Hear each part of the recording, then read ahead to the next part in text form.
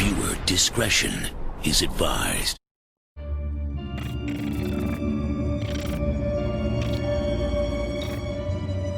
Dennis Nilsen was best known as a Scottish murderer of many young men in the late 1970s and early 1980s. This is a story not for the faint-hearted. Sit back, relax, and let's dive in.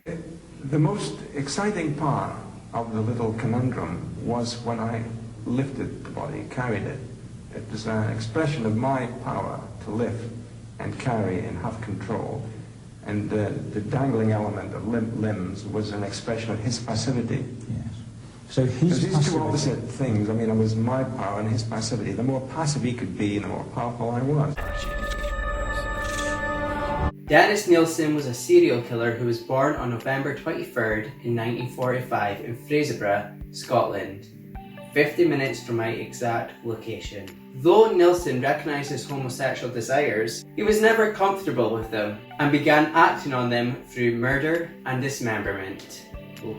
Nilsen's first victim was in 1978. According to his confession, he went on to kill 12 young men and dissect their bodies. His parents' marriage was an unhappy one, and as a result, Dennis and his mother and siblings lived with his paternal grandfather. Dennis adored his grandfather so much. He claimed that his grandfather's unexpected death when he was just 6 years old and his traumatizing viewing of his corpse at the funeral led to his later behavioral psychopathology. His mother went on to marry and have 4 more children, leaving Nilsen feeling left, outcast, and alone. Aware of his homosexual attractions, he claimed no sexual encounters as an adolescent, and at 16 he enlisted in the army. Upon leaving the army in 1972, he took up police training, where he discovered a fascination with morgue visits and autopsied bodies. Nilsen's first official brush with the police came in 1973, a year after his training.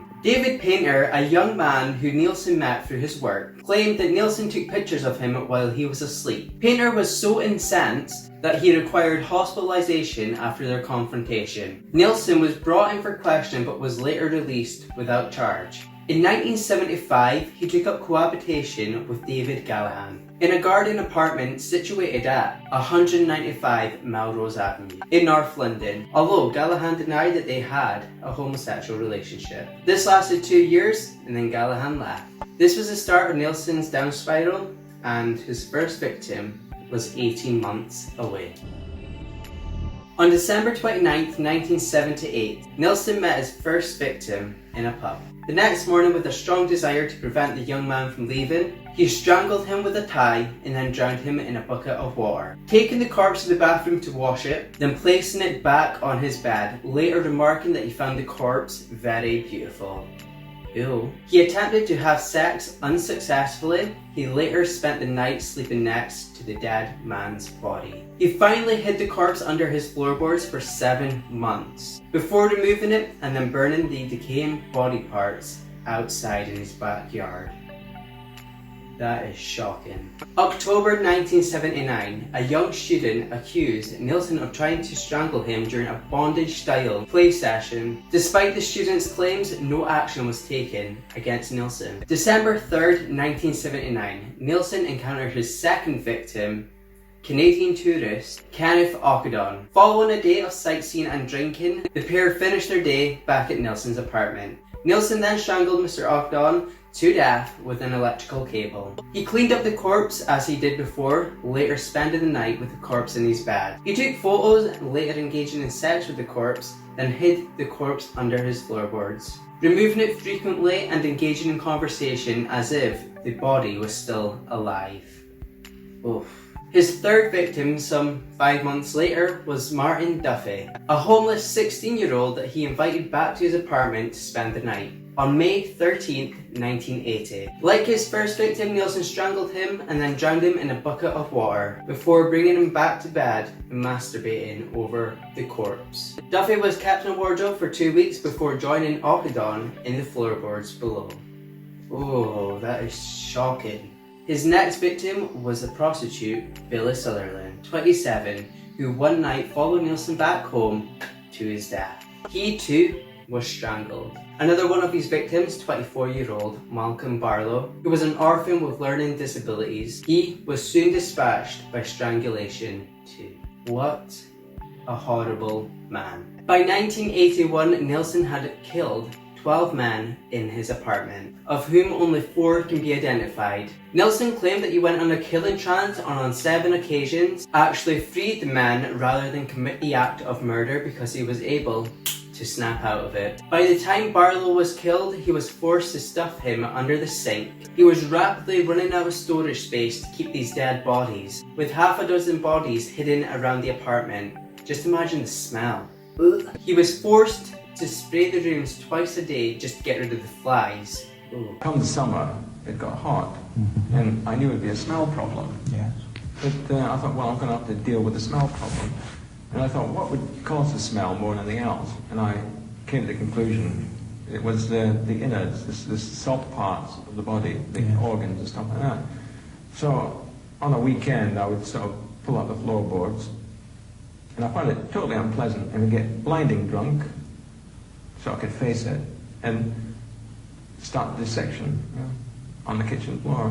When neighbours complained about the smell coming from the apartment, he blamed it on the structural problems of the building.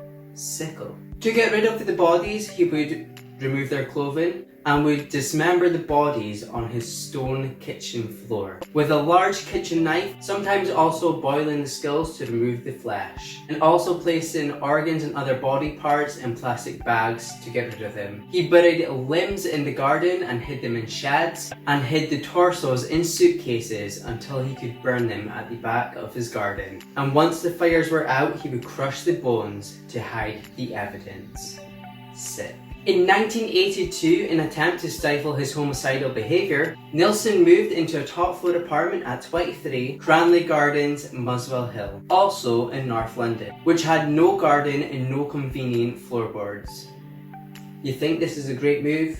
Just wait. A further 3 victims were murdered in this apartment from his arrival to February 1983. These victims were identified as John Howlett, Archibald Graham Allen, and Stephen Sinclair. Because the apartment had no convenient outdoor space, this proved a difficult task for Nilsen of disposal of the bodies. He found the solution by boiling the heads, hands and feet of the bodies and dissecting the bodies and cutting them into small pieces so they can be flushed down his toilet, putting some body parts in plastic bags to dispose of. One day, one of the neighbours called out a drain specialist, Dino Rod, to come check out the drains because they felt as though there was a blockage. In the presence of the tenants, including Nilsen, the drain specialist discovered rotten human remains when he descended into an outdoor manhole. This would trigger a huge investigation, not only into the drains, but into the tenants of that building. Increasingly aware of the prospect of capture, he tried to cover his tracks. He tried removing the human tissue from the drains that night. He was spotted by a downstairs neighbour who became extremely suspicious of his actions. On February 9th in 1983, he laughingly told one of his co-workers, "If I'm not in tomorrow, I'll either be ill,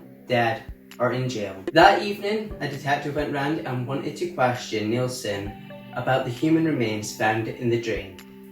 Upon entering the apartment, the detective noticed a foul odour. He asked Nilsen what it was, and he confessed that what they were looking for was hidden around the apartment in bags, which included 2 dismembered heads and larger body parts hidden everywhere. Upon his arrest, he immediately described exhaustive details about his killing spree, admitting to killing 15 young men and attempting to murder 7 others, despite only receiving a legal caution at that moment in time. At no point did he show any remorse and was willing to assist the police with the case, even taking them to his old address to point out specific disposal areas.